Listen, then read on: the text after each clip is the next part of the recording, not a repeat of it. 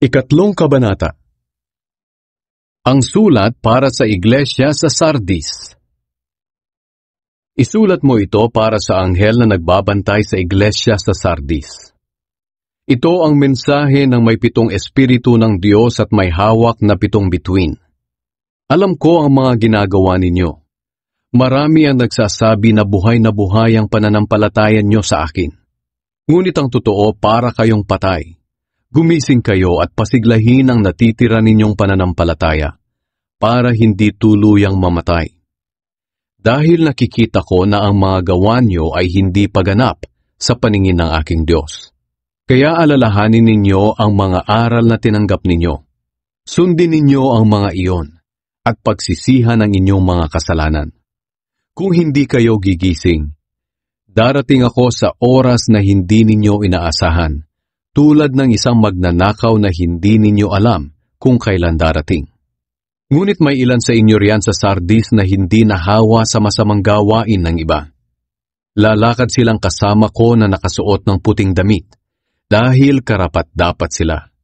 Ang magtatagumpay ay bibihisan ng puting damit, at hindi ko aalisin ang pangalan niya sa aklat na listahan ng mga taong binigyan ng buhay na walang hanggan. Ipapakilala ko sila sa aking Ama at sa kanyang mga anghel na sila ay mga tagasunod ko.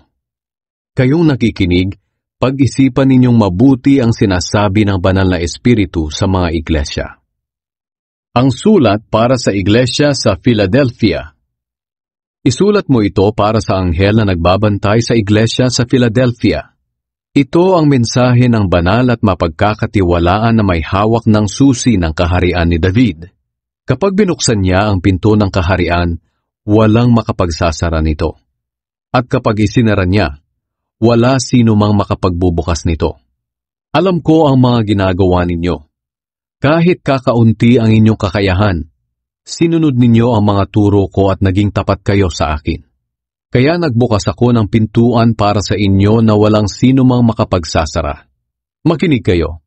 Ito naman ang gagawin ko sa mga kampo ni Satanas na mga sinungaling at nagpapanggap na mga Hudyo. Paluluhurin ko sila sa harapan ninyo, at malalaman nila na mahal ko kayo. Darating ang matinding kahirapan sa buong mundo na susubok sa mga tao. Ngunit dahil sinunod ninyo ang utos ko na magtiis, ililigtas ko kayo sa panahong iyon. Malapit na akong dumating, kaya ipagpatuloy ninyo ang mapubuti ninyong gawa, upang hindi maagaw ng kahit sino ang gantimpalang inihanda para sa inyo. Ang magtatagumpay ay gagawin kong parang haligi sa bahay ng aking Diyos, at hindi na siya aalis doon. Isusulat ko sa kanya ang pangalan ng aking Diyos, at ang pangalan ng lungsod ng Diyos, ang bagong Jerusalem, na bababa mula sa langit. Isusulat ko rin sa kanya ang aking bagong pangalan. Kayong nakikinig, pag-isipan ninyong mabuti ang sinasabi ng banal na espiritu sa mga iglesia. Ang sulat para sa iglesia sa Laodicea.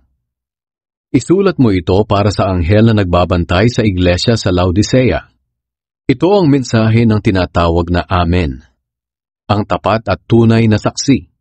Siya ang pinagmulan ng lahat ng nilalang ng Diyos. Alam ko ang mga ginagawa ninyo. Alam kong hindi kayo malamig o mainit. Gusto ko sanang malamig kayo o mainit. Ngunit dahil maligamgam kayo, isusuka ko kayo. Sinasabi ninyo na mayaman kayo, sagana sa lahat ng bagay at wala ng pangangailangan. Ngunit hindi nyo alam na kaawa-awa kayo. Dahil mahirap kayo sa pananampalataya, bulag sa katotohanan, at hubad sa paningin ng Diyos. Kaya pinapayuhan ko kayong bumili sa akin ng ginto na dinalisay sa apoy upang maging totoong mayaman kayo. Bumili rin kayo sa akin ng puting damit upang matakpan ang nakakahiya ninyong kahubaran, at pati na rin ang gamot sa mata upang makita ninyo ang katotohanan. Ang lahat ng minamahal ko ay tinutuwid ko at dinidisiplina. Kaya magsisi kayo at ituwid ang ugali ninyo. Narito ako sa labas ng pintuan ninyo at kumakatok. Kung may makarinig sa akin at buksan ang pinto, papasok ako at magsasalo kami sa pagkain. Ang magtatagumpay ay pauupuin ko sa tabi ng aking trono, tulad ko na nagtagumpay at naupo sa tabi ng trono ng aking Ama. Kayong nakikinig, pag-isipan ninyong mabuti ang sinasabi ng banal na Espiritu sa mga iglesia.